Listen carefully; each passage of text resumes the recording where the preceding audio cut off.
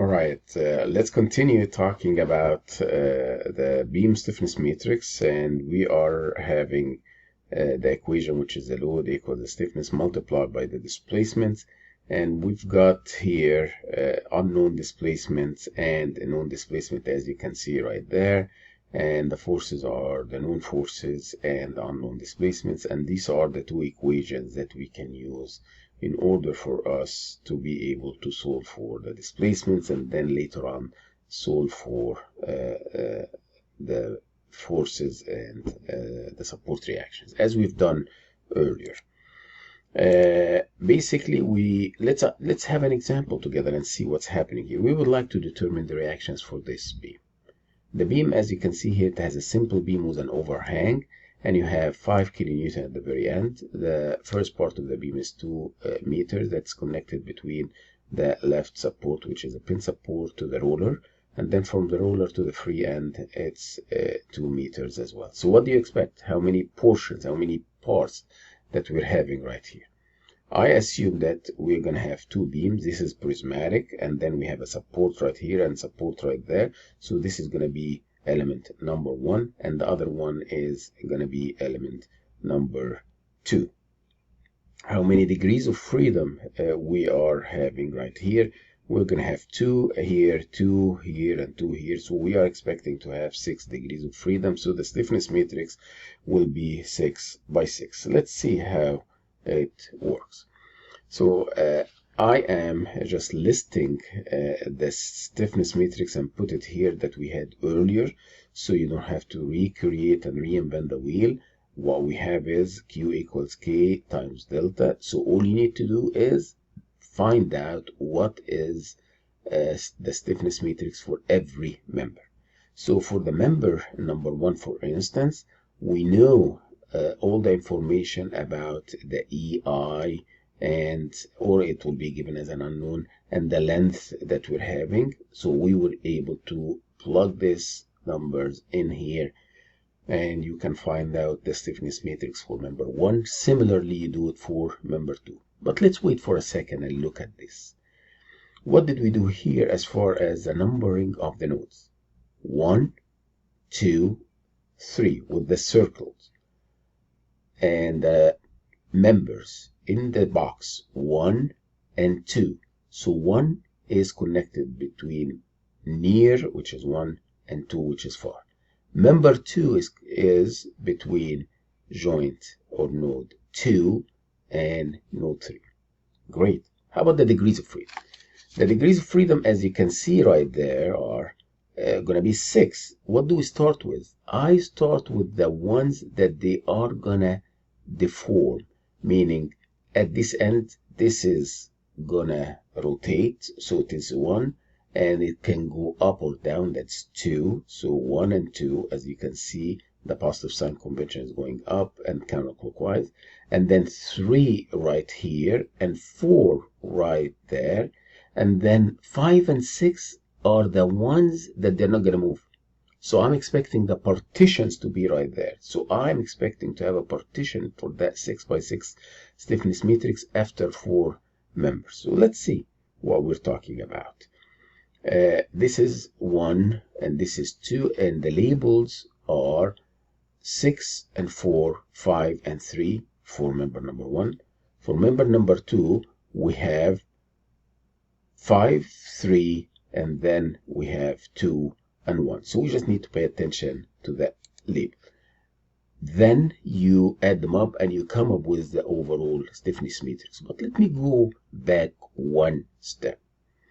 How about the unknown forces and the known forces and the known displacements? The known displacements, we know that at this point right here, at degrees of freedom 6 and degrees of freedom 5, it has a joint, it has a pin or a roller, so it's not going to go anywhere in the y direction. So I expect 0 and 0 for these two supports in the y direction. How about the known force? I know that at point 1 or degrees of freedom 1, I don't have any moment applied, so that's 0. Here we go, 0. So where is this negative 5 coming from? Negative 5 at degree of freedom 2, I have 5 kilonewton, which has a opposite direction to the degree of freedom 2. That's going to be -5. How about at degree of freedom 3 and 4? Degree of freedom 3, do you see any applied moment? Nope. Degree of freedom 4, do you see any applied moment? Nope. So we have 0 and 0. So these are the known forces and the known displacements. So we put them in this big stiffness matrix and big formula that we're having right here. The known forces and the known displacements are right here. We do the partitioning after 4 and 4, and then we solve it the same exact way that we've done it earlier, come up with the displacement. So I will say that this submatrix equals K11, which is this submatrix right here, times all these deltas from D1 to D4, plus the second matrix, which is K12 times 0. So we're going to disregard that. When you solve that, you will be able to find out D1, D2, D3, D4. So here we go. We found out the 4 displacements that we're having, or displacements and rotations.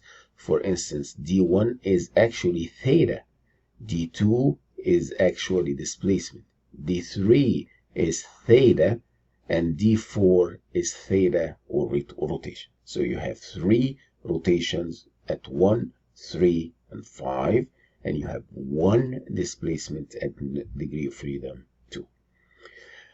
Then you can plug these values back here, and you say Q equals K multiplied by this displacement plus K22 times 0. So it's K21 times displacement plus 0. And you are going to be able to find out the forces. So we found that Q5 is 10 kilonewton, which is a reaction right here. And Q6 is -5 kilonewton, which is right here. And that makes sense as far as the sign. Why is that? Because if I apply the load here at the very end of the cantilever, it's trying to pull the beam away from the support, so the support will have a negative reaction right there. So we're done with this. Do you want to take another example? Let's see. Another example which looks as such, and I leave this for you guys to practice doing. What is so different about that? I can simply see an intermediate or an internal pin right here, which is allowing a single deflection, meaning at that point we will have only single deflection right here, and we're going to have rotation to the left and to the right of the node, and they are different. So we are going to have more degrees of freedom than the previous one. The previous one we had 6. Here we're going to have 7, because the rotation to the left and to the right are different for this. You establish the known external forces and the known displacement. You run the same exact thing for K1 and K2. You come up with the overall stiffness matrix. You do the partition after the 4, and then you start solving for D1 to D4, and you solve for the support reactions. Done.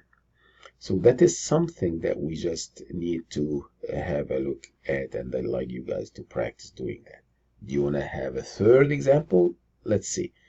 The third example is that we have that nice beam, which is composed of 2 parts. The first part between a roller and the intermediate pin support, and then between the pin and another roller. You have 2 external couples or moments, 4 kilonewton clockwise, 4 kilonewton counterclockwise at the other ends. You've been given the dimensions, so the first thing you want to do is number 1, label this nodes 1, 2, 3. Number 2, label the members 1 and 2, and then start establishing the stiffness matrix. So we had the stiffness matrix for the first one and the stiffness matrix for the second one, but let's look at the degrees of freedom together. Let's go back right here and look at it. I will see that this node right here has a rotation, so that is number 1. That one is also having rotation, number 2, and that one has rotation, number 3. However, 4, 5, and 6 displacements are 0. So that is very nice. that we have the displacement that they are known are 4, 5, and 6. But let's pay attention to something here. I think that it said at this intermediate support, it actually is not 0. It's allowing settlement of 1.5 millimeters. So let me take that back.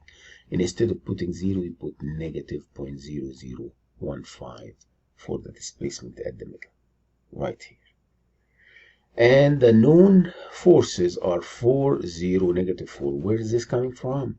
You remember the 4 kilonewton, which is counterclockwise here at degree freedom 1. Here we go. How about here? Do we see any external moment at the intermediate support? Nope. So the moment is 0.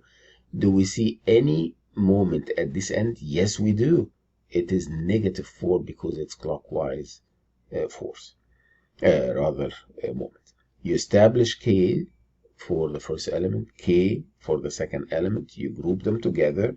You have force equals K multiplied by the displacement. You do the partitioning after 3. Why? Because we have 3 known displacement and 3 unknown displacements, and 3 known forces, 3 unknown reactions. You solve that, you find out the deformations that you're having, D1 and D2 and D3. So D2 turned out to be 0. So let's look at that. So we found out that D2 right here is 0, and you find out the forces that you're having. So we have reactions of negative 0.525 kilonewton at element, or rather degree of freedom 4. Let's see, where is that degree of freedom 4?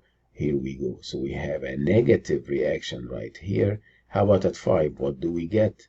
At 5 we have 1 kilonewton. How about at 6? Negative 0.525.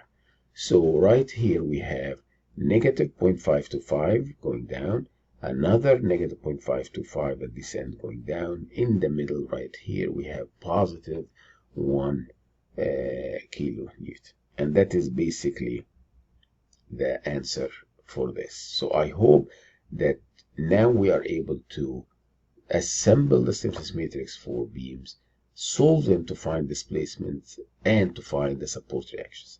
In the next lecture, we're going to have something extra, which is same exact beams that we're having like those, but we have intermediate loading, and we're going to see how we can handle this together. I hope that you guys can solve these 3 examples by hand and see if you can analyze them using the Stat Pro as well or not. All right, have a great day, and I'll see you guys shortly in a different session.